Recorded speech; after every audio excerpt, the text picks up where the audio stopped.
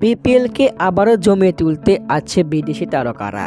বিপিএলের প্লে অফকে সামনে রেখে 4 দলের নতুন পরিকল্পনা।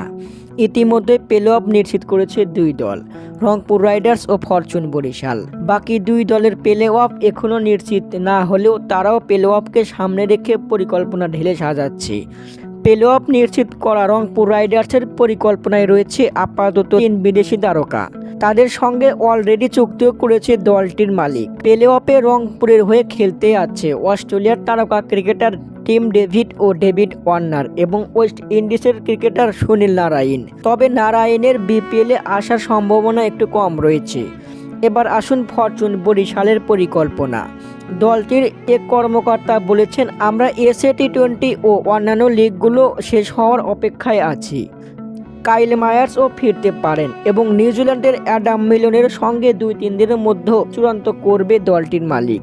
প্লে অফে খুলনা টাইগার্স গেলে বিদেশি ক্রিকেটার আনবে নিশ্চিত। এরই মধ্যে ফ্র্যাঞ্চাইজির মালিক ইকবাল মাহমুদ যোগাযোগ শুরু করে দিয়েছেন।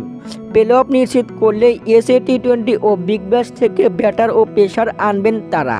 প্লে অফে চট্টগ্রাম কিংস উঠলে বড় তারকা আনার পরিকল্পনা জানিয়েছে দলটির মালিক। এদিকে কাগজে কলমে শেষ 4-এ ওঠার দৌড়ে রয়েছে ঢাকা ক্যাপিটালস। তাদের নেই কোনো পরিকল্পনা। দুর্বার রাজশাহীর টাকা ঝামেলা থাকায় আপাতত বিদেশি ক্রিকেটার আনবেন না। তবুও প্লে অফে উঠলে বিদেশি তারকা আনার চেষ্টা করবেন দলটির মালিক। বাকি 2 দল বিদায় নিশ্চিত বলতে পারেন। বিডি টাইমস, হৃদয় হাসান।